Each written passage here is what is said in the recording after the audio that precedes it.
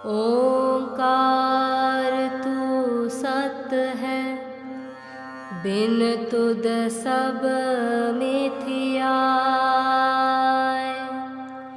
जो तुद ते है उपजया, अंत तुद माहे समाय।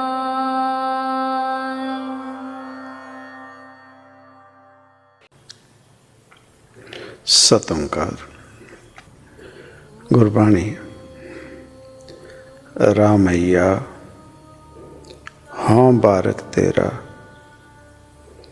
काहे न खंडस अवगन मेरा।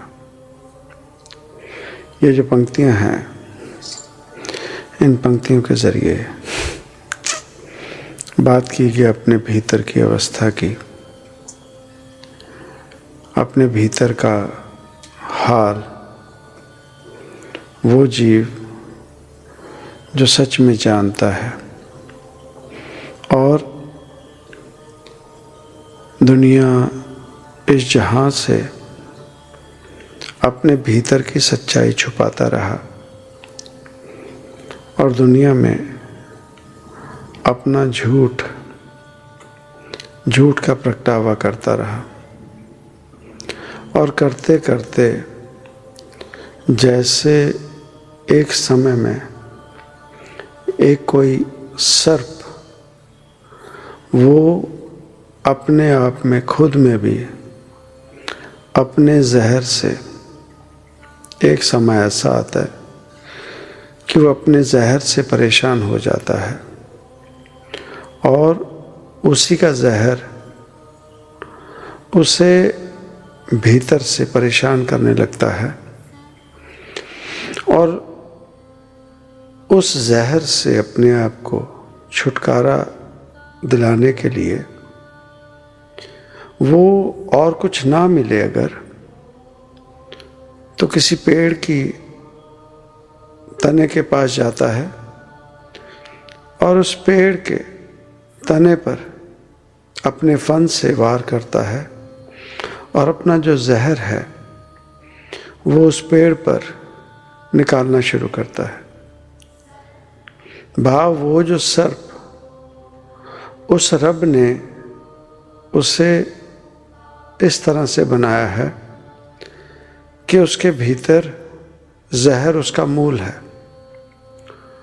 वो जो कुछ भी खाएगा, जो कुछ भी खाता है, उस खाने से और जो सेहत बनती है, उस सेहत के साथ जो और बनता है उसके भीतर, वो होता है उस जीव का, उस सर्प के भीतर जहर।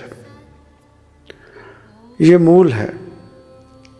रब ने बनाए इस तरह से है कि वो जैसे ज़्यादा खाना खाएगा जहर बढ़ेगा और एक समा आ जाता है उससे वो जहर बहुत परेशान करता है और उससे छुटकारा पाने के लिए वो अपना तरीका ढूंढता है।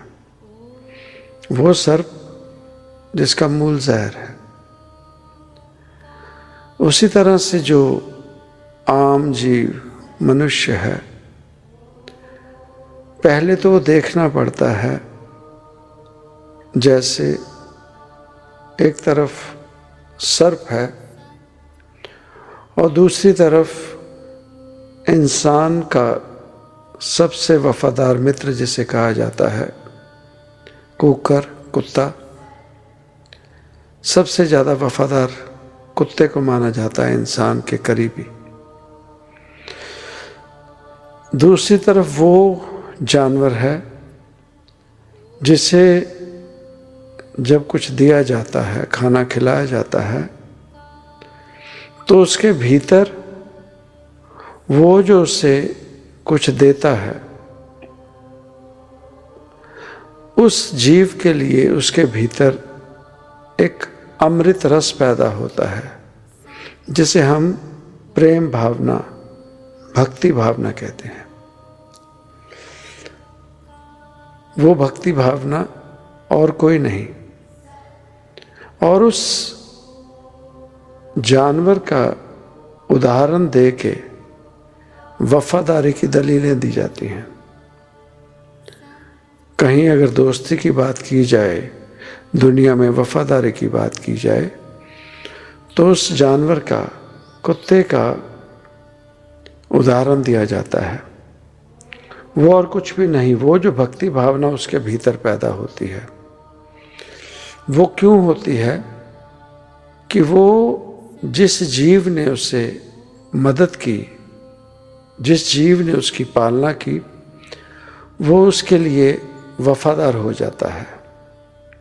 जैसे जैसे वो उसे खाना, अन्न, जल देता है, वो उस जीव के लिए वफादार होना शुरू होता है। और यहाँ तक कि अगर कभी समा पड़े तो उस जीव के लिए मरने तक वो खड़ा हो जाता है। और दूसरी तरफ वो जिसे हम सर्प कहते हैं, उसे भी अगर जीव अपने घर में पालने लगे तो उसकी पालना करते हुए वो भी उसे खाना दाना देता है। पर समा पड़ते पड़ते एक जीव खाना खाकर भक्ति भावना में जाता है और दूसरा जीव जहर, अपने भीतर जहर भरने लगता है।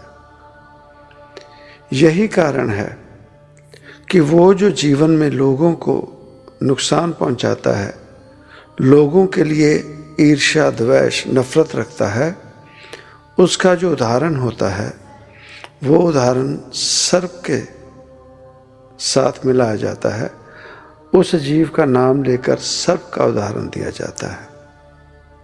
और कोई वफादार है, उसका उदाहरण किसी कुत्ते के साथ, कुकर के साथ मिलाकर दिया जाता है। अब यही अवस्था हम इंसानों की है। हम अपने जीवन में देखें, उस रब से लेकर दुनियादारी में किसी भी जीव ने अगर हमारे जीवन में हमारी मदद की, और वो मदद, वो साथ अपने माता पिता, अपने भाई बहन, अपने साक संबंध, रिश्ते नाते, दोस्त, आस पड़ोस, और जो भी जीवन में हमारे जीव हमें मिलते हैं जीवन काल में, हमें देखना चाहिए कि उन जीवों ने हमारे जीवन में, चाहे किसी समय में ज़रूरत पड़ने पर अगर किसी जीव ने हमारी प्यास भी बुझाई है, हमें उस समय, जिस समय हम प्यास से परेशान थे, अगर किसी ने उस समय हमें जल भी दिया है, तो जीवन में उसका एहसान भी मान कर रखना चाहिए। और जैसे जैसे हमारा जीवन बीता, हमें अपने भीतर देखना पड़ेगा कि हमारी अवस्था सर्प वाली हुई, क्या हमारा सिर्फ और सिर्फ जहर बढ़ा, या हमने औरों के लिए अपने भीतर वफादारी, भक्ति भावना, इंसानियत पैदा होने दी। ये हमें किसी को बताना नहीं पड़ेगा, ये सब सच्चाई हमारे भीतर होती है। हमें बाहर, ये बाहर जाहिर नहीं होती। कारण कि जितनी मेहनत जीव अपने झूठ को दुनिया में साबित करने के लिए करता है, उससे क्षीण मात्र भी मेहनत जीव को अपनी सच्चाई बताने के लिए दुनिया में नहीं करनी पड़ती।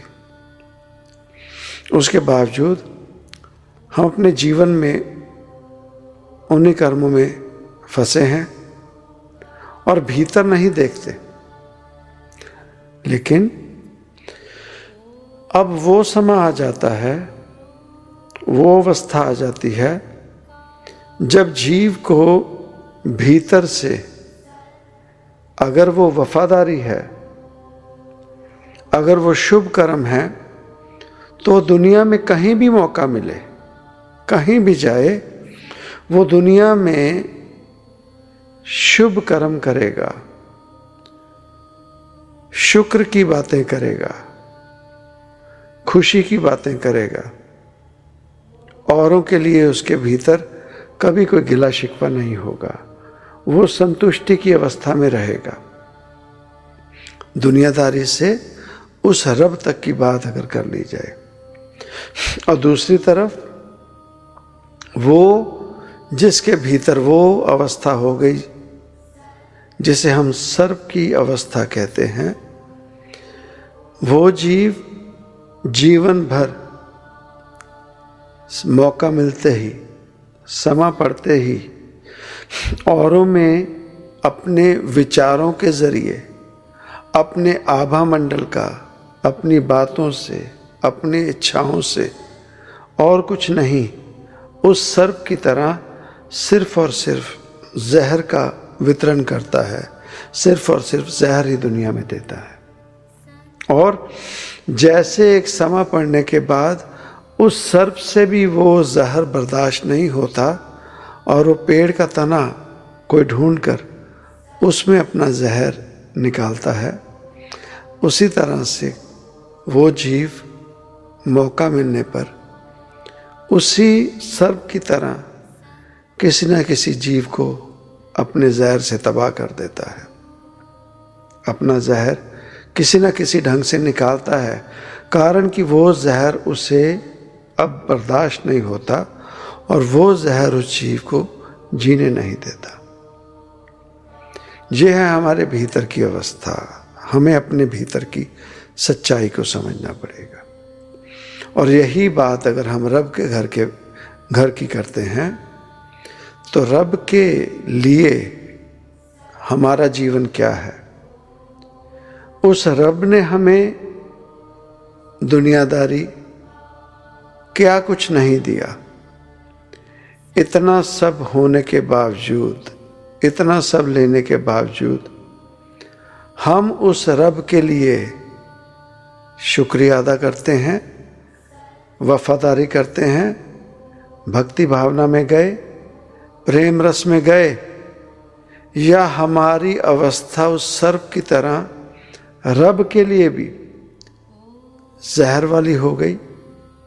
रब से भी हमारी नाराजगी, रब की भी बुराई, रब से भी दूरी, ये जो अवस्था हमारी है, हमें अगर तो समझ आ जाती है, अगर तो हम अपने भीतर निगाह मारें और किसी के कहने की बजाय, जैसे होता है ना कि जीव ने किसी से उधार मांग लिया, अब उधार मांग लिया तो किसी न किसी जीव ने जो उधार दिया वो हमारे ऊपर एहसान हुआ, मदद हुई। अब बेहतरी तो वही होती है कि उस जीव के उधार मांगने से, वापस मांगने से पहले, हाँ ये बात अलग है अगर हालात ठीक नहीं है, पर अगर उस जीव के उधार देने से, मांगने से पहले जीव उसे उधार चुका दे, वो होता सच्चा रिश्ता, वो होता सही रिश्ता। बजाय जब वो जीव उधार दिया, जब वो मांगे, उसके मांगने पर उधार लेने वाला जीव नाराजगी बताने लगे, मुकर जाए, बुरा भला कहने लगे, तो वो और कुछ नहीं, वो वही अवस्था है जिसे हम सर्प की अवस्था कहते हैं, जो सच्चाई हमारी है। जीवन में निगाह मार के देखें, हमने आज तक जो कुछ भी मिला उसका शुक्रिया अदा किया, या उसका सिर्फ और सिर्फ बुराई की, उसकी सिर्फ और सिर्फ दूसरों के प्रति, उस रब के प्रति जहर उगला, गलत बातें की। ये जीवन में हमें खुद देखना पड़ेगा। और अगर हमारा जहर बढ़ते बढ़ते आज इस हद तक चला गया कि हम किसी को भी कुछ भी नुकसान पहुंचा सकते हैं, अगर हमारे कर्म, हमारी करनी किसी को किसी भी हद तक अगर नुकसान पहुंचा सकते हैं, तो हम वो सर्प होकर इस दुनिया में घूम रहे हैं। वो सर्प होकर, चाहे वो इंसान के रूप में, चाहे कोई भी रूप कह लें, हम और कुछ नहीं, वो सर्प हैं। अब ये जो जहर पैदा होता है, ये जहर पैदा होना सांप का, सर्प का कसूर नहीं है, ये उसका दोष नहीं है। रब ने उसे बनाया ही ऐसे है। ऐसा नहीं कि वो सर्प भी दुनिया में हैं जो जहरीले नहीं होते, ऐसे सर्प भी हैं, और ऐसे कुकर भी हैं, कुत्ते भी हैं जो एक समय पड़ने पर पागल हो जाते हैं, अपने मालिक को भी काट लेते हैं। वो जीव हैं जो अपनी जात में, अपनी कौम में, अपनी कम्युनिटी में एक्सट्रीम हैं। ये वैसे जीव होते हैं। पर अगर सर्प में खाना खाने के बाद जहर पैदा होता है तो ये उसका दोष नहीं है, रब ने उसे बनाया ही ऐसे है। लेकिन जैसे उस सर्प को जब पता लग जाता है कि जहर बढ़ गया है, तो जरूरी नहीं कि किसी को जाकर काट खाता है, जरूरी नहीं कि वो किसी और को जाकर डंक मारता है। वो कहीं ना कहीं पेड़ पौधे, किसी वृक्ष के पास जाकर उसके तने में अपना जहर निकाल देता है। या तो हम जान लें अपने मूल को, अपने रोग को पहचान लें कि हमारे भीतर जहर उत्पन्न होता है, हमारे भीतर की जो अवस्था है वो सर्प वाली हो गई है। जब ये अवस्था पता लगे तो जैसे वो जिन्हें हम शेषनाग कहते हैं, वो जिन्हें हम वासुकी कहते हैं, ये भी सर्प थे, ये भी सर्प थे। पर जब इन्हें पता लग गया कि हमसे जहर बर्दाश्त नहीं होता, जब कालिया को पता लग गया कि मुझसे जहर बर्दाश्त नहीं हो रहा, यमुना जहरीली होने लग गई, तो किसी न किसी तरीके से वो किसी रब रूप, किसी संत महापुरुष फकीर की शरण में चले जाते हैं और वहाँ जाकर उनकी सेवा में जाकर इन्हीं पंक्तियों का उच्चारण करते हैं, रामैया हों बारक तेरा, काहे न खंडस अवगुण मेरा। वो जब ये अवस्था की बात सर्प होते हुए किसी महापुरुष की शरण में जाकर कहते हैं, तो वो उन्हें अपने गले से लगा लेते हैं। वो दूरी नहीं करते, वो अपने गले से लगाकर उनके मूल को नहीं बदलते, वो रहने में सर्प ही रहते हैं, पर उनकी सच्चाई से वो इतने ज़्यादा मोहे जाते हैं, इतने ज़्यादा प्रभावित हो जाते हैं कि वो उन्हें फिर अपने संग आसन देते हैं और उन्हें वो अपनी तरह ही पूजनीय बना देते हैं, पूजनीय बना देते हैं। वो जो कुकर है, कुत्ता है, वो भक्ति रस में तो चला गया पर कहीं पूजनीय स्थान नहीं पा सका, पूजनीय स्थान नहीं पा सका। अगर पूजनीय स्थान पाया तो सर्प ने पाया। फर्क सिर्फ इतना है कि सेवा लक्ष्मण ने भी की, सेवा भरत ने भी की, सेवा में कहीं कमी नहीं। पर वो जो लक्ष्मण 14 साल तक अपने पिता रूप भाई की सेवा में रहा, जब हनुमान जी की बात आती है तो उन्होंने हनुमान जी को अपना भाई माना पर भाई होने का उदाहरण लक्ष्मण का नहीं दिया, उन्हें भाई होने का उदाहरण भरत का दिया। तुम हो भरत संग मम भाई, भरत की तरह आप हमें लाडले हो, प्यारे हो। उन्होंने लक्ष्मण की बात नहीं की। जीवन में बात आती है उस अवस्था की जिस अवस्था में हम अपने अवगुणों को समझ लें, अपनी कमियों को समझ लें, उस रब के कानून के दायरे में।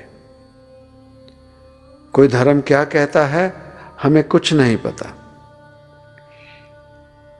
हाँ, कोई धर्म क्या कहता वो है धर्म ग्रंथ किसी भी धर्म का, वो हम पढ़ नहीं सकेंगे, वो हम पढ़ेंगे नहीं। परंतु धर्म की बात अगर करते हैं तो वो जो रिलीजन, मजहब, वो है दुनियावी तौर पर बनाया गया। पर वो कानून, वो धर्म जो सीधे उस ओंकार के घर का है, उस परमात्मा के घर का है, और उसी के कानून के दायरे में ये जो जीवात्मा चली है, अगर ये उसके कानून के दायरे में अगर ये जीवात्मा आती है, अगर ये इंसानों वाले कर्म करती है, अगर ये उस रब वाले काम करती है, तो सच में ये धार्मिक है, सच में ये धर्म के मार्ग पर चली है। पर हम अगर जीवन में देखें कि हमारे भीतर ये अवस्था नहीं आती जहां हम कह सकें रामैया हाँ बारक तेरा, हे प्रभु मैं तेरी संतान हूं, मैं तेरा बाल हूं, मैं तेरा ही बच्चा हूं, काहे न खंडस अवगुण मेरा, मेरे अवगुणों को तू खत्म क्यों नहीं करता। जब ये बात कह दी जाती है तो फिर वो गले से लगा लेता है, गले से लगा देता है। ऐसा नहीं कि वासुकी को जब गले में डाला भोलेनाथ ने तो उसके बाद उसे दूध या खाना नहीं देते होंगे, और ऐसा भी नहीं कि उनके संग रहते रहते वासुकी में कभी जहर ना उत्पन्न हुआ हो। वो जो विष्णु महाराज जी हैं, शेषनाग की सैया में आराम करते हैं, उसे साथ में रखते हैं, ऐसा भी नहीं कि शेषनाग में जहर उत्पन्न नहीं होता होगा। पर जब गलती मान ली तो सुते अपराध करत है जेते, जननी चीत न राखत देते। जैसे संतान जहां तक वो गुनाह, गलतियां, अपराध कर ले, अंत में जननी भाव जिसने जन्म दिया है वो माँ उसके सभी दुष्कर्मों को, अवगुणों को विसार कर अपने गले से लगा लेती है। ये है जीवात्मा और उस परमात्मा का रिश्ता। अगर हम ये बात समझ सकें, अपने जीवन में ढाल सकें, तो रोजाना जो नई सुबह होती है उस रब ने ये क्यों बनाई है कि घनी रात बीतने के बाद वो जो सुबह आती है वो हर एक जीव को नई शुरुआत देता है रोजाना, कि हे जीव पिछली रात तक के जो तेरे दुष्कर्म थे वो घनी रात थी, कोई नहीं, वो खत्म हुई, ये ले नई सुबह, ये स्वच्छ, ये प्योर स्टार्ट कर, और वो जो पिछली रात तक के गुनाह, दुष्कर्म, अवगुण थे उन्हें विसार और एक नई शुरुआत कर। ये रब की कृपा है। वो जो हम नया साल मनाते हैं, कोई शुभ दिन मनाते हैं, शुभ दिन रोजाना है हमारा। रोजाना जो सुबह हुई है वो शुभ है, वो शुभ है, वो शुभ है। पर हमारी आदत क्या है, जैसे किसी शराबी को किसी ने कह दिया, कहते कि शराब पीनी छोड़ दे, वो कहता है मैं छोड़ नहीं सकता, तो उसने कहा कम कर दे, तो उसने कहा ठीक है मैं 3 मौक़ों पे शराब पिया करूँगा। उसने कहा बता दे कौन से मौके हैं। कहने लगा एक मौका होगा दीपावली का, दूसरा मौका होगा होली का, और तीसरा मौका होगा जब मेरा दिल करे। जब मेरा दिल करे वो मेरा तीसरा मौका हो। ये हमारे हाल हो चुके हैं। हम अपने अवगुणों को चतारते नहीं, जानते नहीं, देखते नहीं, पर अगर हमें अपने अवगुणों का कभी किसी सत्संग के ज़रिए हमें आभास भी हो जाए, तो हम छोड़ने की बजाय फिर शर्त रख देते हैं कि हाँ कभी कभार तो ये आदत, कभी कभार तो ये अवगुण हम कर सकते हैं, तो दिन रख लेते हैं। और वो जो तीसरा दिन है, तीसरा मौका, वो जब मेरा दिल करे, जब मेरा मन करे। तो इसी चक्र में हम फंस के बैठे हैं। और गुरबाणी सुन लें, भजन कीर्तन, हमारे जैसे जीवों में कोई फर्क नहीं आ सकता। हमारे जैसे जीवों में फर्क नहीं आ सकता। बात और कुछ नहीं साध संगत जी, अपने भीतर देख लें, इर्द गिर्द रिश्ते नाते, वो जीव जिन्होंने हम पर एहसान किए, हमारे बुरे समय में साथ दिए, हमारे जीवन में एक नया उजाला लेके आए, उन जैसे जीवों के लिए हमारे भीतर जहर पैदा हुआ, या उन जैसे जीवों के लिए हमारे भीतर भक्ति रस, प्रेम रस पैदा हुआ। आध्यात्मिकता और कुछ भी नहीं साध संगत जी।